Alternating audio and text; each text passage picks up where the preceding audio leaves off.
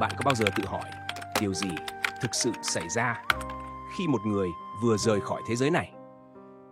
Các thiền sư xưa có một bí mật rất ít người biết đến, rằng trong 8 tiếng đầu tiên sau khi tắt thở, chỉ một cái chạm nhẹ cũng có thể làm thay đổi số phận của linh hồn. Hôm nay, tôi sẽ chia sẻ với bạn lý do vì sao tuyệt đối không được chạm vào cơ thể của người vừa mất và làm thế nào để giúp họ ra đi một cách an lành. Hãy xem đến cuối video. Bạn sẽ bất ngờ với một sự thật mà ai trong chúng ta cũng cần biết. Giờ thì hãy cùng tôi bắt đầu hành trình khám phá bí mật này. Bạn có tin rằng chỉ một cái chạm nhẹ trong 8 tiếng đầu sau khi một người vừa qua đời cũng có thể khiến linh hồn họ đau đớn, sân hận và lạc mất con đường vãng sanh? Đúng vậy, trong khoảnh khắc mong manh ấy, thần thức vẫn còn lưu luyến với thân xác này, vẫn còn cảm nhận và vẫn còn cả một hành trình đang chờ đợi phía trước. Chỉ trong vài phút tới thôi, tôi sẽ bật mí cho bạn. Thứ nhất, vì sao tuyệt đối không được chạm vào người vừa mất? Thứ hai, điều gì thực sự xảy ra với thần thức trong 8 tiếng ấy? Và cuối cùng, làm sao để bạn có thể giúp họ ra đi trong sự bình an và nhẹ nhàng? Bạn đã sẵn sàng để khám phá sự thật này chưa? Nếu rồi, hãy cùng tôi đi tiếp trên hành trình kỳ diệu này. Phần 1. Thần thức và khoảnh khắc sau cái chết. Hãy tưởng tượng một khoảnh khắc thiêng liêng khi một người vừa trút hơi thở cuối cùng. Bạn nghĩ linh hồn họ đã rời đi ngay sao?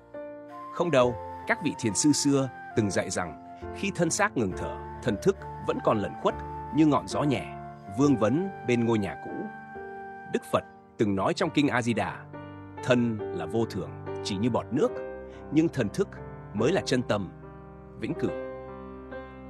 Trong 8 tiếng đầu tiên sau khi qua đời, thần thức hay linh hồn vẫn còn cảm nhận mọi thứ xung quanh, một cái chạm nhẹ, một tiếng động lớn. Thậm chí, chỉ là việc di chuyển giường chiếu cũng có thể khiến họ đau đớn. Hãy thử tưởng tượng bạn vô ý chạm vào cơ thể người thân vừa qua đời và thần thức họ cảm nhận được cơn đau ấy. Điều đó có thể khiến họ sanh tâm sân hận. Mà sân hận như Ngài Tịnh Không từng dạy là ngọn lửa thiêu đốt mọi thiện duyên, đẩy linh hồn vào con đường khổ đau. Tôi từng nghe một câu chuyện từ một người bạn. Khi bà của anh ấy qua đời vì quá đau buồn, anh đã ôm lấy cơ thể bà.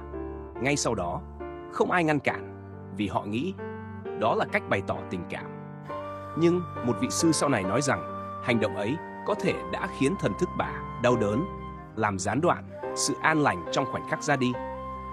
Trong 8 tiếng đầu tiên, hãy để thần thức được yên tĩnh, đừng chạm, đừng di chuyển, bởi đó là khoảnh khắc quyết định con đường tiếp theo của linh hồn. Như Ngài Ấn Quang Đại Sư từng dạy, một niệm từ bi là cánh cửa dẫn đến cực lạc. Nhưng nếu thần thức sanh tâm sân hận, điều gì sẽ xảy ra tiếp theo? Liệu số phận của họ có bị thay đổi mãi mãi? Hãy cùng khám phá ngay sau đây. Bây giờ, chúng ta sẽ cùng tìm hiểu hậu quả của việc để thần thức rơi vào sân hận và tại sao khoảnh khắc ấy lại quan trọng đến như vậy. Phần 2. Hậu quả của tâm sân hận. Hãy tưởng tượng một khoảnh khắc đáng sợ, thần thức của người vừa qua đời vì một cái chạm vô ý bỗng dưng nổi lên sân hận. Điều gì sẽ xảy ra tiếp theo? Các vị tổ sư từng dạy rằng tâm sân hận là cánh cửa dẫn thẳng đến cõi khổ. Khi thần thức rơi vào sân hận trong 8 tiếng đầu tiên sau cái chết, hậu quả có thể vô cùng nghiêm trọng. Nếu nghiệp chướng nặng, họ có thể bị kéo xuống địa ngục, nơi đau khổ vượt xa mọi tưởng tượng. Đức Phật từng nói trong kinh Pháp Cú, sân hận như ngọn lửa thiêu đốt tâm hồn, dẫn người vào bóng tối. Nếu nghiệp nhẹ hơn, họ có thể đầu thai vào cõi súc sanh, hóa thành rắn độc hay thú dữ chỉ vì một khoảnh khắc giận dữ. Bạn có thấy rùng mình không? Chỉ một hành động vô ý như chạm vào cơ thể hay di chuyển giường chiếu cũng có thể thay đổi cả số phận của linh hồn. Tôi từng nghe một câu chuyện thực tế từ một vị sư ở chùa. Một gia đình vì quá đau buồn đã vội vàng ôm lấy người thân vừa qua đời và thay quần áo ngay trong vài giờ đầu. Họ không biết rằng hành động ấy khiến thần thức người thân đau đớn, sanh tâm, sân hận. Vị sư nói, chỉ một phút thiếu hiểu biết, con đường vãng sanh của họ đã bị gián đoạn. Trong 8 tiếng đầu tiên sau khi một người rời khỏi cõi đời, hãy giữ lòng từ bi và sự cẩn trọng, một hành động nhỏ có thể ảnh hưởng đến cả kiếp sau của họ. Như Ngài Tịnh Không từng dạy, một niệm sân hận là một nhát dao, cắt đứt thiện duyên. Nhưng liệu tất cả mọi người đều phải trải qua giai đoạn mong manh này? Có ai được giải thoát ngay lập tức không? Hãy cùng khám phá bí mật tiếp theo. Bây giờ chúng ta sẽ tìm hiểu về 3 loại người đặc biệt, những người không phải chịu thân chung ấm và cách họ vượt qua ranh giới và cái chết. Phần 3. 3 loại người không có thân chung ấm. Có một sự thật kỳ diệu trong kinh Phật mà ít ai biết. Không phải ai cũng phải trải qua giai đoạn thân chung ấm, trạng thái lơ lửng giữa cái chết và tái sinh. Theo lời dạy của Đức Phật, có 3 loại người đặc biệt được giải thoát ngay lập tức sau khi tắt thở. Họ là ai? Thứ nhất là người niệm Phật vãng sanh. Những ai một lòng trì danh Nam Mô A Di Đà Phật khi trút hơi thở cuối cùng. Thần thức của họ được Đức Phật A Di Đà tiếp dẫn thẳng đến thế giới cực lạc. Ngài Ấn Quang Đại Sư từng nói, niệm Phật một lòng, cực lạc liền đến. Hãy tưởng tượng, chỉ vừa tắt thở, họ đã bước vào cõi an lạc vĩnh cửu, không còn chút đau khổ nào. Thứ hai là người có phước lớn sanh cõi trời. Những ai đã tích lũy phước đức lớn lao qua việc sống thiện lành, giúp đỡ người khác sẽ tái sinh ngay vào cõi trời, nơi tràn đầy an vui. Kinh Pháp Cú có dạy, người làm lành như mây mang nước sẽ đến nơi an lạc. Thứ ba là người mang nghiệp nặng đọa địa ngục. Đáng buồn thay, với những ai ôm lòng sân hận, oán ghét hoặc mang nhiều nghiệp chướng thì thần thức rơi ngay vào cõi khổ đau, không qua thân chung ấm. Như lời Ngài Tịnh Không từng dạy, một niệm ác là một bước chân vào bóng tối.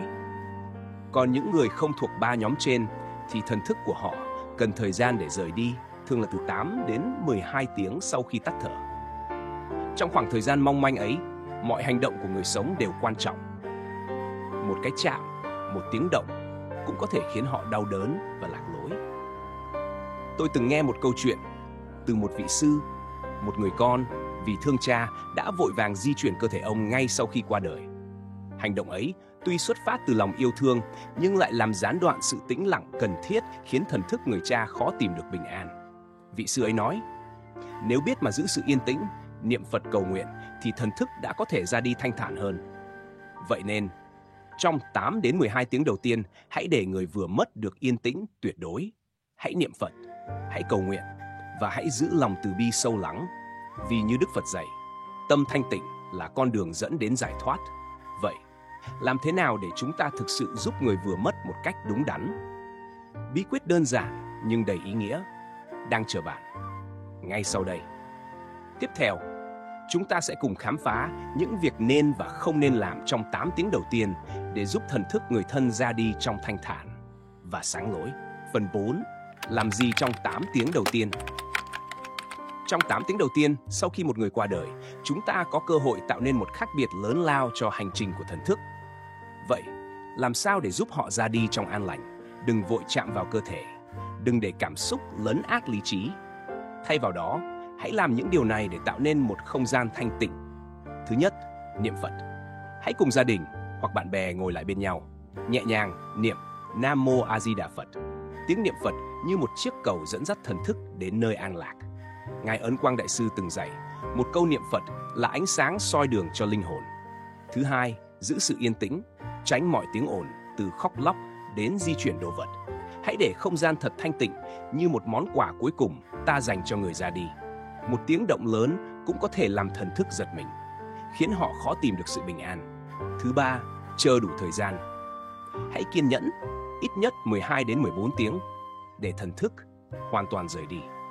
Chỉ khi ấy, chúng ta mới nên thay quần áo hay nhập liệm. Như Ngài Tịnh Không từng nói, một niệm thiện giúp người vãng sanh, một niệm ác đẩy người vào khổ đau. Tôi từng chứng kiến một câu chuyện thế này. Khi người bà trong một gia đình qua đời, không ai vội vã. Cả nhà ngồi lại, cùng nhau niệm Phật suốt 12 tiếng. Không một ai chạm vào thân thể bà, không tiếng khóc lớn. Chỉ có tiếng niệm Phật vang vọng không ngừng. Sau này, một vị sư nói, không gian thanh tịnh ấy đã giúp thần thức bà ra đi trong bình an. Có lẽ, bà đã đến được cõi cực lạc. Vậy nên, trong 8 tiếng đầu tiên, lòng từ bi và sự cẩn trọng của ta là món quà quý giá nhất dành cho người đã mất. Hãy niệm Phật, hãy giữ yên tĩnh và hãy chờ đợi. Đó chính là cách chúng ta giúp thần thức tìm được con đường an lành. Nhưng làm sao để áp dụng tất cả những điều này một cách trọn vẹn và ý nghĩa nhất? Bí quyết cuối cùng sẽ được bật mí ngay trong phần kết. Bây giờ, hãy cùng tôi tổng kết lại những điều quan trọng nhất và khám phá cách chúng ta có thể lan tỏa giá trị này đến nhiều người hơn. Hôm nay, chúng ta đã cùng nhau khám phá một sự thật thiêng liêng. Trong 8 tiếng đầu tiên sau khi qua đời, thần thức vẫn cảm nhận được tất cả. Và từng hành động, từng suy nghĩ của chúng ta có thể định đoạt con đường đi tiếp của linh hồn. Hãy khắc ghi, đừng chạm, hãy niệm Phật và giữ trọn lòng từ bi. Đó là món quà cuối cùng mà ta có thể trao tặng cho người ra đi, giúp họ được an lành trên hành trình trở về. Như Đức Phật dạy, tâm thanh tịnh là ánh sáng dẫn lối cực lạc. Bạn đã từng chứng kiến hoặc nghe kể một câu chuyện nào về khoảnh khắc sau cái chết chưa? Nếu có, hãy chia sẻ dưới phần bình luận. Tôi rất muốn được lắng nghe bạn. Nếu bạn thấy video này ý nghĩa, xin hãy nhấn like, đăng ký kênh và chia sẻ để lan tỏa bài học từ bi này đến thật nhiều người hơn nữa. Hẹn gặp lại bạn trong video tiếp theo, nơi tôi sẽ bật mí bí quyết niệm Phật đúng cách để đạt vãng sanh. Đừng bỏ lỡ nhé. Nam Mô A Di Đà Phật.